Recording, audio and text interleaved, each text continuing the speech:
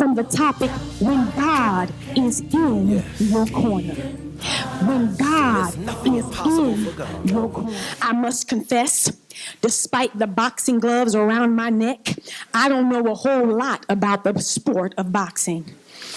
I have, Karen, however, watched enough boxing to know some things. And one of the things I know about boxing, LJ, is that in every match, every fighter has a corner. In a boxing match, the corners are the two opposite angles of a boxing ring where boxers go in between rounds. In their corners, a boxer can find everything they need to survive the fight.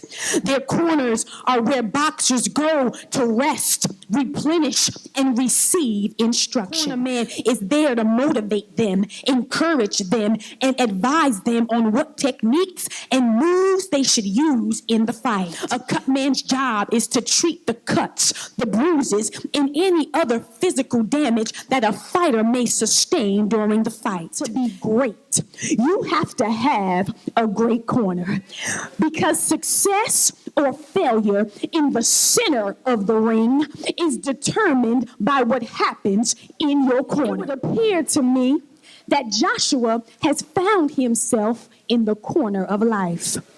Moses, God's prophet, Israel's deliverer, and Joshua's mentor has died. And Joshua is being called to take his place and lead the children of Israel into the promised land.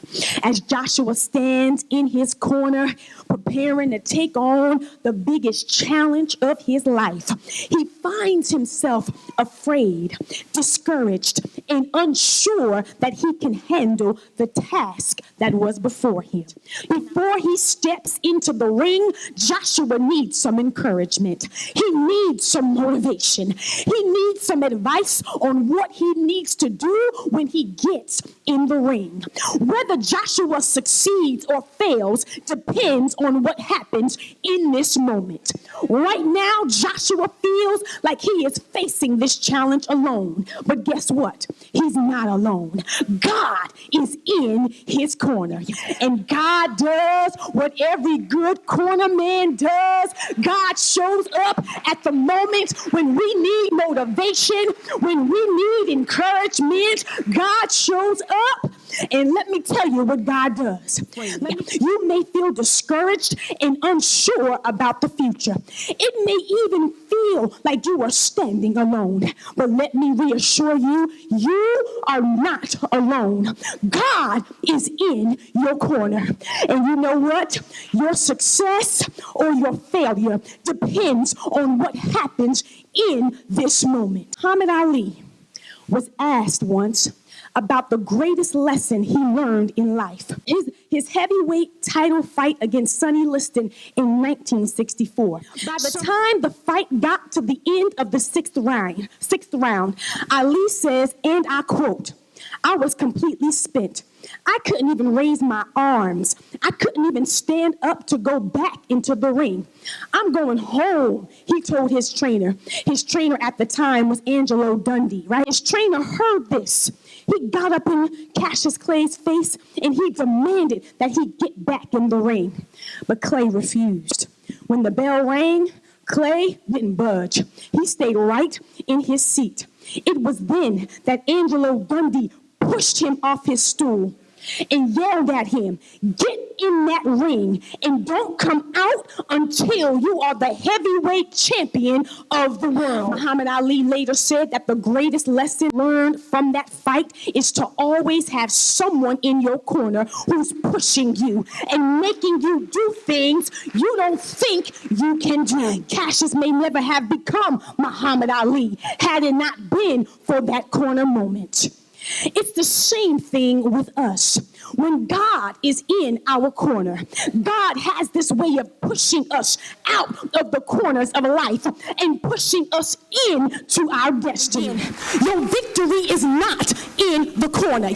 So get up, put your gloves on and get into the ring, because your victory is only going to come once you get in the ring. You don't need anybody to applaud you, anoint you, appoint you, bless you. Hell, they don't even have to like you. What God has for you is for you. But how many of you in the choir know that God is still speaking? And I called Andre and I said, hey, where are you guys? He said, we're at the pool. So I decided to stop by the pool before I went back to the room, right? All right, so I get to the pool. Nyla's in the water. She has her floaties on. Mommy, look at me, right? Andre and AJ are sitting on the edge of the pool. So Andre says to me, babe, come here, come here. You have got to see this. He then stands AJ up at the edge of the pool. And I then watch my 2-year-old son, who just turned 2 like 2 weeks ago, dive head first into 3 feet of water. Right? I was like, what is going on? Then I saw Andre stick his hand in and pull AJ out the water. And AJ is cracking up laughing. He thinks this is like the funniest thing ever. So Andre puts him back on the edge of the pool, and AJ jumps in again. And again, Andre goes in, pulls him out, and again, AJ is cracking up laughing. Like, this is like the funniest thing to him. Now, I watched this happen like 4 or 5 more times. AJ would jump into the water, Andre would stick his hand in and pull him out, and AJ would be laughing. I watched this 4 or 4 times. How many of you remember when I asked you if God is still speaking? Okay, check this out. Would reach down before he got too far and pull him back up. So even though the situation looked dangerous and my son should have been afraid, he's not afraid because he believes that every time he starts to go down, his father's hand will pull him back up. AJ would jump into the water because he had complete confidence in his father's hand. Now, why? Why would he have complete confidence in his father's hand? Well, because the first time he jumped in the water, his father pulled him up. And then the next time he jumped in the water, his father pulled him up. So all he had to do when he jumped in the water again was remember that because God tells Joshua, as I was with Moses, so I will be with you. That this is brand new for Joshua. This is the biggest thing that Joshua has ever had to go through before. And he may not have the experience to draw upon, right? But God says, as I was with Moses, so I will be with you. So Layla is the daughter of the late, great Muhammad Ali, who dominated women's boxing from 1999 to 2007. The one that stands out in my mind was her last fight in South Africa. This match was huge for Layla because this was the first women's professional boxing match in South Africa. She's doing this in the shadow of her father. Nelson Mandela is sitting ringside, and her corner people come to her, and her corner people say, Layla, there are people in this arena who do not want you to win. Not because they don't like you, not because they have something against you, but you see, they don't want you to win, Layla, because of who your father is. She's like, okay, you have to win because of who your father is. And then they go on to remind Layla of who her father is. They said, Layla, your father is Muhammad Ali. Your father is the greatest of all time. And Layla, he has passed that greatness on to you. You have greatness in your blood. You have victory in your DNA. You were born to win, Layla.